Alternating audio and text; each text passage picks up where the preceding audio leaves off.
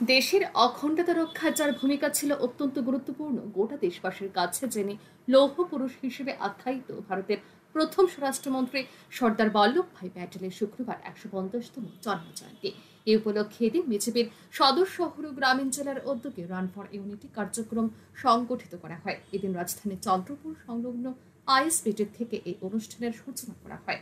অনুষ্ঠানে উপস্থিত ছিলেন প্রদেশ বিজেপির সভাপতি তথা রাজ্যসভার সাংসদ রাজীব ভট্টাচার্য, বিধানসভার মুখ্য সচেতক কল্যাণী সাহারায়, প্রদেশ বিজেপির সাধারণ সম্পাদক ভগবান চন্দ্র দাস সহ অন্যান্যরা। এই অনুষ্ঠানে উপস্থিত নেতৃবৃন্দ সর্দার বল্লভভাই প্যাটেলের প্রতিকৃতিতে পুষ্পার্ঘ্য অর্পণ করে শ্রদ্ধা নিবেদন করেন।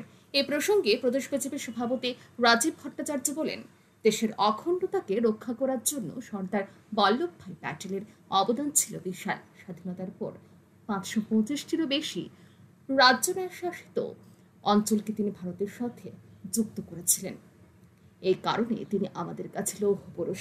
তার ১৫০তম জন্মবার্ষিকী উদযাপন উপলক্ষে ৩১ অক্টোবর থেকে ৩১ নভেম্বর পর্যন্ত এক মাসব্যাপী দল বিভিন্ন কর্মসূচি হাতে নিয়েছে।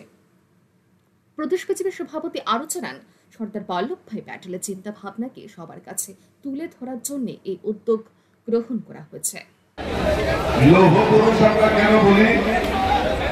কারণ এই সর্দার বল্লভভাই প্যাটেল ভারতের অখণ্ডতাকে রক্ষা করার জন্য, যে আমাদের ভারতবর্ষের স্বাধীনতার পর যে সমস্ত জায়গায় রাজন্য শাসন ছিল, সেই রাজন্য শাসন থেকে আমাদের ভারতবর্ষের অন্তর্ভুক্তির জন্য আমাদের এই সর্দার বল্লভভাই প্যাটেলের একটা বিরাট বড় যোগদান, বিরাট বড় অংশীদারিত্ব ছিল।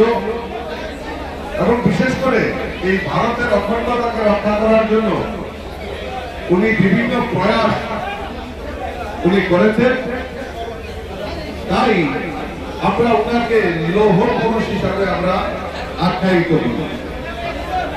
২০১৪ সালে যখন আমাদের দেশের যশস্বী প্রধানমন্ত্রী নরেন্দ্র মোদীজির নেতৃত্বে সরকার প্রতিষ্ঠা হয়, আর এই সরকার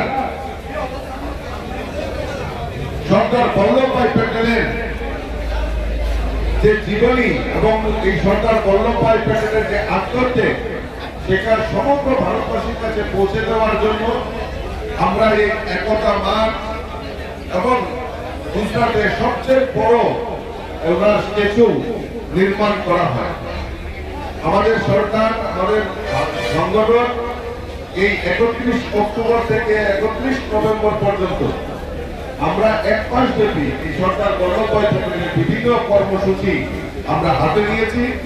এদিন আইএসবিটির সামনে থেকে শুরু হয় রান ফর ইউনিটি কার্যক্রম। উপস্থিত নেতৃবৃন্দ এই কার্যক্রমে অংশগ্রহণ করেন।